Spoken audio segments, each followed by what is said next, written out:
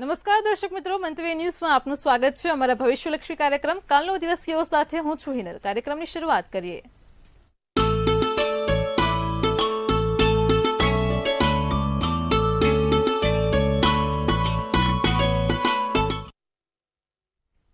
દર્શક મિત્રો, કાલનો દિવસ કેવો એટલે કે એક એવો કાર્યક્રમ કે જેમાં આવતીકાલનું પંચાંગ, દિન વિશેષ અને દિવસ રાતના શુભ ચોઘડિયા આપણને કિશન મહારાજ પાસેથી જાણવા મળે છે. ખાસ કરીને કાર્યક્રમની મધ્યમાં કિશન મહારાજ કોસ્મિક એસ્ટ્રોલોજી પ્રમાણે એક વિશેષ સંજ્ઞાની પણ વાત કરશે, તમારી તમામ સમસ્યાઓનું નિરાકરણ આપશે અને કાર્યક્રમના અંતમાં આપણે વાત કરીશું આવતીકાલે જેમનો જન્મદિવસ છે તેમનું આવનારું વર્ષ કેવું રહેશે.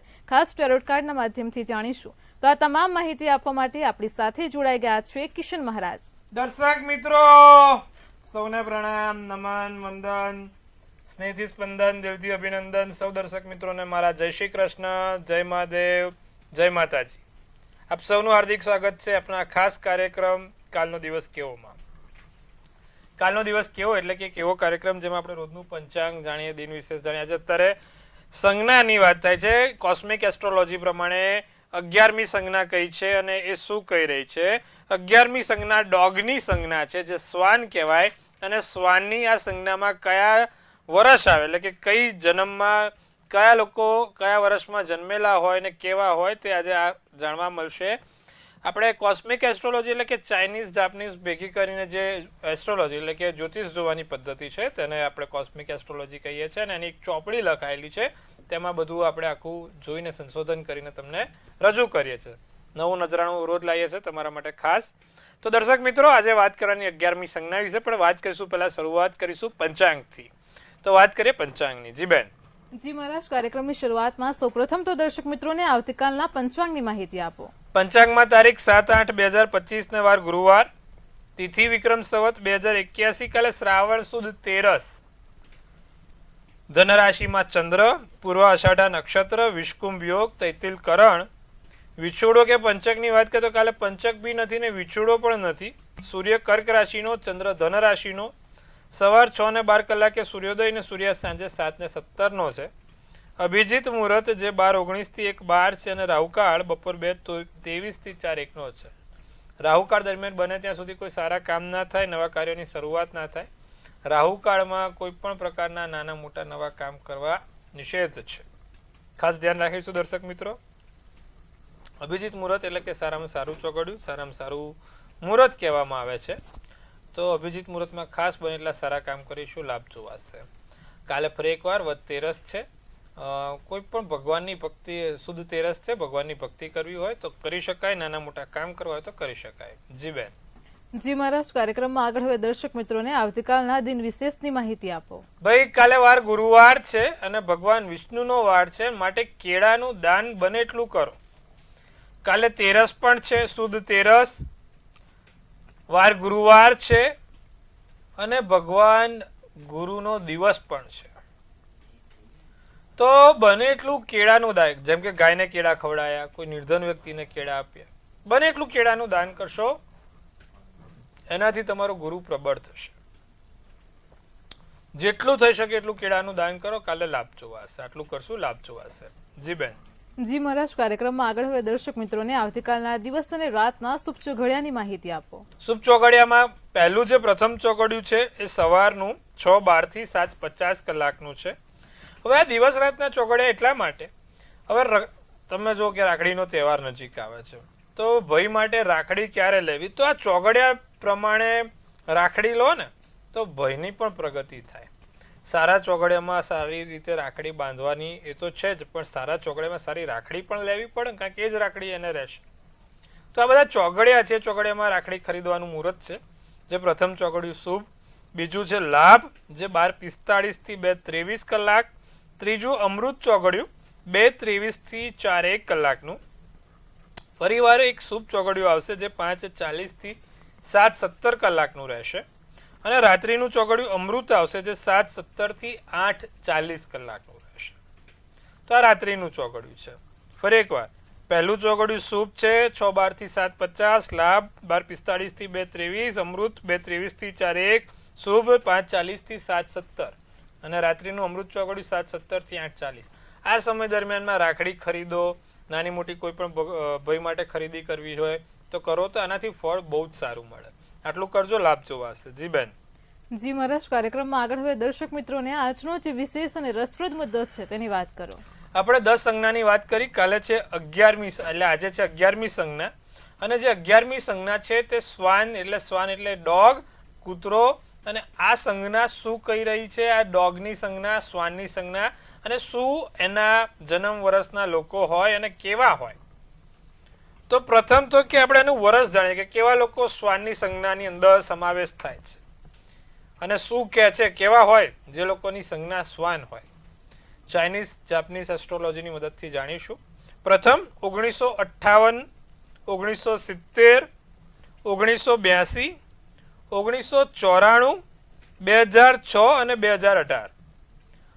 1958, 1970, 1982, 1994, 2006 અને 2018 જે લોકોનો પણ જન્મ વર્ષ હોય તે દરેક લોકો આ શ્વાનની સંજ્ઞામાં આવે છે, જે 11 નંબરની સંજ્ઞા છે કોસ્મિક એસ્ટ્રોલોજીની આધારે. અને આ કોસ્મિક એસ્ટ્રોલોજીની બુકની આધારે જે લોકો આ વર્ષમાં જન્મ્યા હોય તેવા લોકોના લક્ષણ નીચે પ્રમાણે હોય છે. જે પહેલું છે seeking out of justice.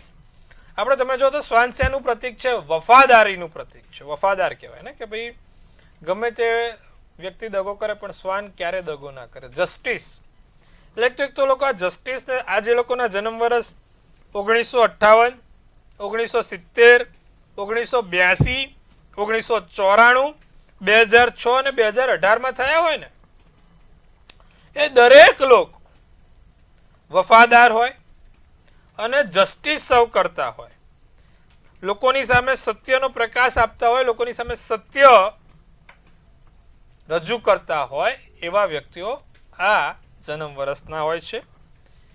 Demand fairness કીધું ને, સંતુલન બનાવી રાખે, સત્યનો સાથ, સત્યનો આધાર રાખે, નિપક્ષ રહે, નિરપક્ષ રહીને કામ કરે અને સારા કામોમાં તેમનું સૌથી વધારે મહત્વનું ફળ હોય, મહત્વનો ભાગ હોય. બીજું સ્ટ્રેટ ફોરવર્ડ હોય, એકદમ ચોખ્ખું, બ્લન્ટલી જે છે તે સ્પષ્ટ કહેવા જોઈએ, સ્પષ્ટ વાત કરવા જોઈએ, સ્પષ્ટ બોલવા જોઈએ. પરફેક્ટ સ્પોકન પર્સન હોય એટલે કે એકદમ સ્પષ્ટીકરણ સાથે બોલવું અને સ્પષ્ટ બોલવું અને જાગૃત વ્યક્તિત્વ તરીકે બોલવું, તેમનામાં કળા છુપાયેલી હોય છે. બહુ જ સારી રીતે સામેવાળાને સમજાવવું, કાઉન્સિલિંગ કરવું, સામેવાળાને ખોટું ના લાગે તે રીતે વાતને સમજણ આપવી, તે પ્રકારની બધી જ રુચિઓ એમનામાં ભરાયેલી હોય છે.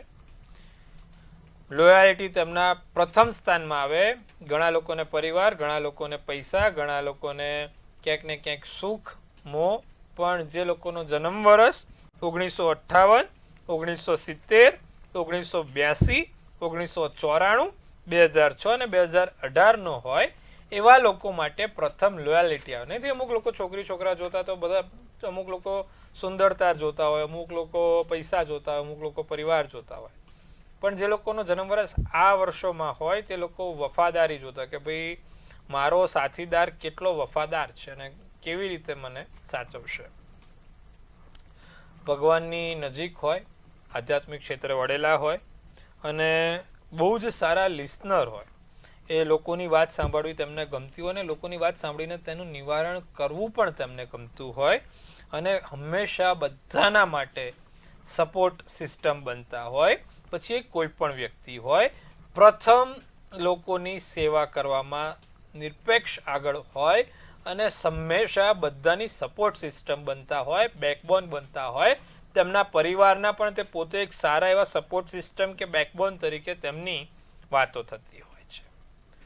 તો આજે આપણે આ 11મી સંજ્ઞા વિશે જાણ્યું, કેવા હોય છે 11મી સંજ્ઞાવાળા અને કેવી સરસ મજાની એમની બહુ સારી લાક્ષણિકતા દેખાડી છે અને બહુ સરસ મજાની એમની પોતાની એક ઓળખ છે.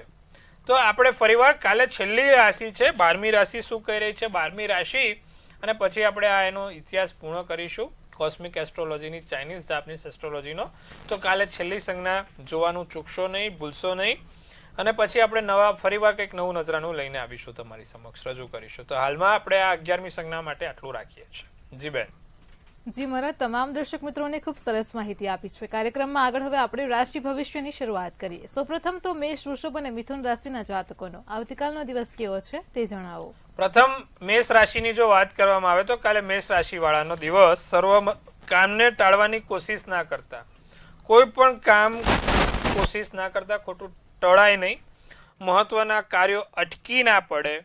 અને બીજું, બોલવાની રીત નરમ રાખજો. અમુક વખત આપણે બહુ સાધારણ બોલતો, પણ અમુક લોકોને આપણી ટોનાલિટીમાં ફરક લાગતો હોય, એટલે કે આપણા બોલવાના વર્તનમાં ક્યાંક ને ક્યાંક એમને આડું લાગતું હોય. તો આ બધું ના થાય તેનું ધ્યાન રાખજો. લક્ષ્યને પ્રાપ્ત કરવા માટે સફળતા મળશે. આસમાની શુભ કલર શુભાંક 1 રહેશે.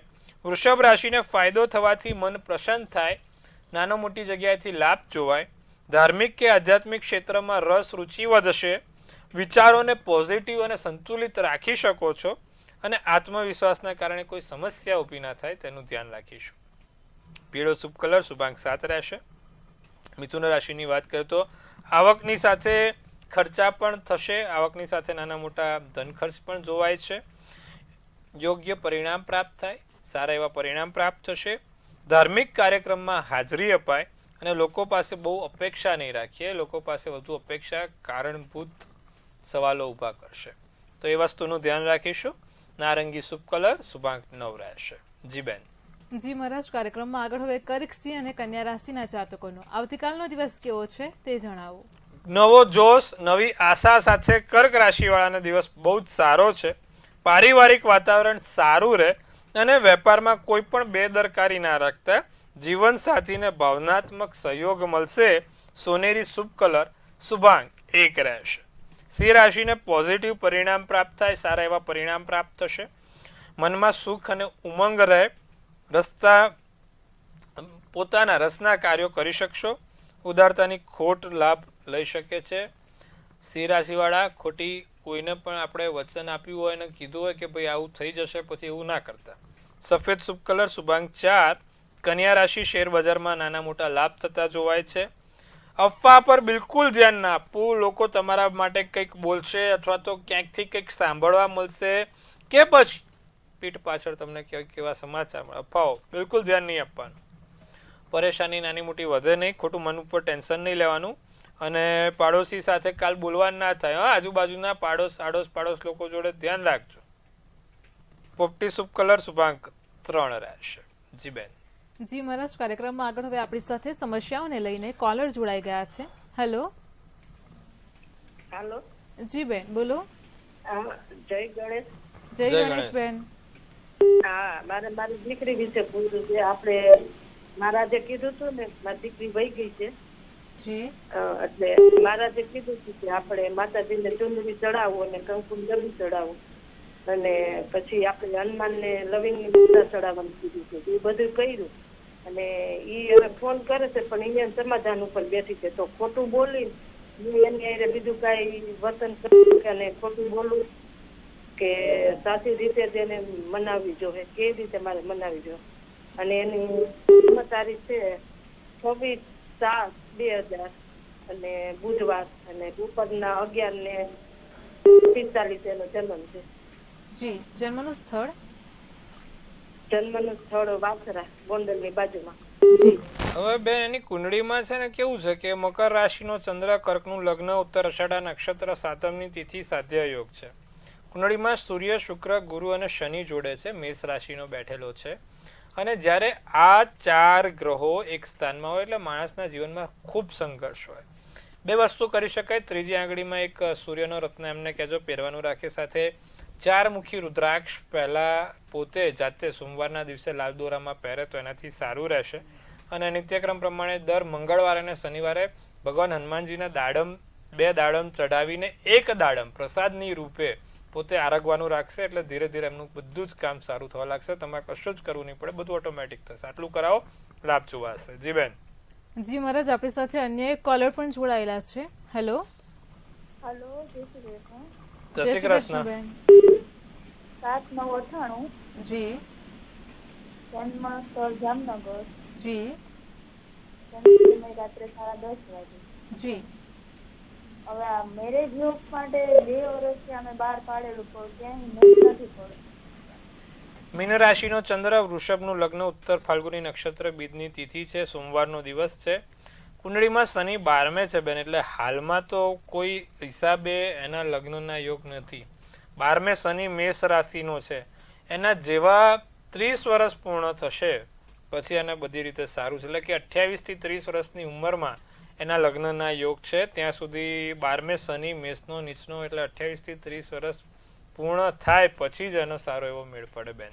એટલે થોડીક રાહ જુઓ, 1-2 વર્ષની રાહ જુઓ, પછી ધીરે ધીરે સારું થશે, ચિંતા ના કરશો. ત્યાં સુધી દર શનિવારે 7 કાળા લવિંગ સરસિયાના તેલમાં ડુબાડી કાળા દોરામાં ભગવાન શનિ મહારાજને ચડાવવાનું કહો. બીજી આંગળીમાં એક લોખંડની વીંટી પહેરે જેથી એને સારું રહે. આટલું કરાવો, લાભ જોવાશે. જી બેન. જી મહારાજ, આપણી સાથે અન્ય એક કોલર પણ જોડાયેલા છે. હેલો. હેલો, જી બેન, બોલો. હર હર મહાદેવ. હર હર મહાદેવ. બેન, કેમ છો? મારે મારા બાબા માટે પૂછવાનું છે. જી જી બેન. એનું નામ છે જયેશ. જી. જન્મ તારીખ? 31/1/95. જન્મનો સમય? સાંજના 7 વાગે. જન્મનું સ્થળ? મુંબઈ પરે. જી, સમસ્યા શું છે? એના નોકરી માટે અને લગ્ન માટે, અને કઈ રાશિ સાથે. જી. કુંડળીમાં સૂર્ય ચંદ્ર જોડે છે. મકર રાશિનો ચંદ્ર, ધનિષ્ઠા નક્ષત્ર, પ્રદોષનો જન્મ છે. 7મા સ્થાનમાં બુધ સૂર્ય ચંદ્ર જોડે બેઠા છે, જેના કારણે સમસ્યા થાય છે. 2 વસ્તુ કરવાની બેન. નિત્યક્રમ પ્રમાણે દરરોજ જે એને કહેજો કે ભગવાન સૂર્યનારાયણને જળ ચડાવે કાળા તલ નાખીને. 12 મંત્ર છે સૂર્યનારાયણના, 12 મંત્રનો જાપ કરે. ઓમ ખગવે નમઃ, ઓમ મિત્રાય નમઃ, ઓમ હિરણ્ય ગર્ભાય નમઃ, ઓમ આદિત્યાય નમઃ. સાથે નિત્યક્રમ પ્રમાણે ભગવાન સૂર્યનારાયણને દર રવિવારે એક આદિત્ય હૃદય સ્તોત્રમનો પાઠ કરે. પંચધાતુનું કડું રવિવાર બપોરે 12 વાગે ભગવાન સૂર્યનારાયણને સમક્ષ જોઈને પહેરે તો એનાથી એને લાભ થશે. આટલું કરાવો, લાભ જોવાશે. જી બેન. જી મારા તમામ દર્શક મિત્રોની સમસ્યાનું સચોટ નિરાકરણ આપ્યું છે. કાર્યક્રમમાં આગળ હવે તુલા, વૃશ્ચિક અને ધન રાશિના જાતકોનો આવતીકાલનો દિવસ કેવો છે તે જણાવો. હવે તુલા રાશિને કાલે એકાએક સારા સમાચાર મળે, શુભ સમાચાર મળે. મિત્રો સાથે સંબંધ ખરાબ ના થાય તેનું ખાસ ધ્યાન રાખીશું. વ્યવહારમાં પરિવર્તન લાગશે. નોકરીની સમસ્યા ક્યાંક ને ક્યાંક આવી શકે છે. નોકરીને લઈને કોઈ નાનું મોટું કામમાં કે નોકરીને લઈને કોઈ એવી વાતોમાં નાની મોટી સમસ્યા આવે. કાળો શુભ કલર, શુભાંક 6. વૃશ્ચિક રાશિને સમયનો ભરપૂર ઉપયોગ કરવો. તમને ધનલાભ થઈ શકે છે. રોકાણ કરવા માટે દિવસ ખૂબ સારો છે. વધારે વિચારવામાં સમય પસાર ના કરશો. સોનેરી શુભ કલર, શુભાંક 8 છે. ધનરાશિ સલાહ લીધા વગર કોઈ કાર્ય ક્યાંય ના કરે. મહેનત પ્રમાણે યોગ્ય પરિણામ મળશે. વાદ વિવાદ ઊભા થવા દેશો નહીં. કોઈની જોડે નોકરી બદલી શકો છો. લીલો શુભ કલર, શુભાંક 4 છે. જી બેન. જી મહારાજ, કાર્યક્રમમાં આગળ હવે મકર, કુંભ અને મીન રાશિના જાતકોનો આવતીકાલનો દિવસ કેવો છે તે જણાવો. મકર રાશિનો દિવસ મિશ્ર રહેશે. ખુશીથી ભરેલો, ક્યાંક ને ક્યાંક થોડો ગુસ્સાથી ભરેલો. મિશ્ર દિવસ સાથે મિશ્ર દિવસની શરૂઆત પણ થશે. યોજનાબદ્ધ રીતે કામ થશે. આવકના સાધનો સારા એવા પ્રબળ થશે. સંબંધીઓ ઘરે આવશે. જાંબલી શુભ કલર, શુભાંક 9. કુંભ રાશિને ઘરમાં ફેરફાર થાય, કંઈક નવું લાવવાનું મન થાય. પરિવારમાં ઉત્સાહનું વાતાવરણ રહેશે. કોઈ વસ્તુ ખોવાય નહીં તેનું ખાસ ધ્યાન રાખીશું. નજીકના વ્યક્તિથી લાભદાયક યાત્રા થાય. લાલ શુભ કલર, શુભાંક 2 રહેશે. મીન રાશિ ધાર્મિક કામ પૂર્ણ થશે. ધાર્મિક કાર્યો થાય. પોઝિટિવ ઉર્જા મેળવી શકો છો. વડીલોનું માન સન્માન અને આદર જાળવી શકો છો. ભાઈઓ સાથે વાદ વિવાદ ના થાય તેનું ખાસ ધ્યાન રાખીશું. જાંબલી શુભ કલર, શુભાંક 5 રહેશે. જી બેન. જી મહારાજ, કાર્યક્રમમાં આગળ વાત કરીશું. આવતીકાલે જેમનો જન્મદિવસ છે તેમનું આવનારું વર્ષ કેવું રહેશે, ખાસ ટેરોટ કાર્ડના માધ્યમથી જણાવો. ભાઈ કાલે જેનો પણ જન્મદિવસ છે, મંતવ્ય ન્યૂઝ પરિવારથી સૌને ખૂબ શુભેચ્છા. તનથી તંદુરસ્ત રહે, મનથી મલકાતા રહે અને ધનથી છલકાતા રહે. એક સુંદર મજાનું ટેરોટ હિનલબેન કાર્ડ છે. કેવું રહેશે વર્ષ 2025, જેનો જન્મ 7-8 છે.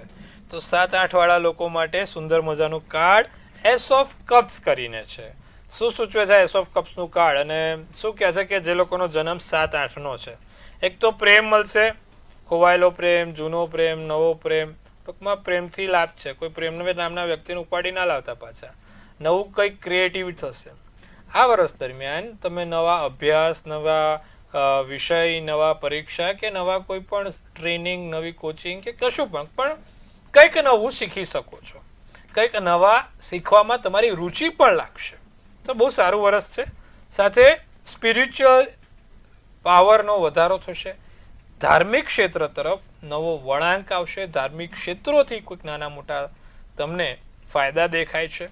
સાથે જે લોકો બેબી પ્લાનિંગ કરી રહ્યા છે એ લોકો માટે પણ બહુ સારા સમાચાર આ વર્ષે આવી શકે છે. અને જે લોકોના લગ્ન નથી થયા તેવા ચોક્કસ આ વર્ષે લગ્નના યોગ બનશે. બહુ સારું વર્ષ. શું કરવાથી લાભ થાય? જે લોકોનો પણ કાલે જન્મદિવસ છે, દર ગુરુવારે ભગવાન વિષ્ણુજીને 2 પીળા ફૂલ ચડાવે અને એક હળદરનો ગાંઠિયો ભગવાન વિષ્ણુની સમક્ષ મૂકવાથી આખું વર્ષ એમનું સારું જશે. તો આટલું કરજો, લાભ જોવાશે. જી બેન. જી મહારાજ, કાર્યક્રમમાં અમારી સાથે જોડાયા દર્શક મિત્રોને આટલી સરસ માહિતી આપી તે બદલ આપનો આભાર. આપ સૌને ખૂબ શુભેચ્છા. હર હર મહાદેવ. દર્શક મિત્રો, તમને પણ કોઈ પ્રશ્ન હોય તો નોંધી લો કિશન મહારાજનો કોન્ટેક્ટ નંબર.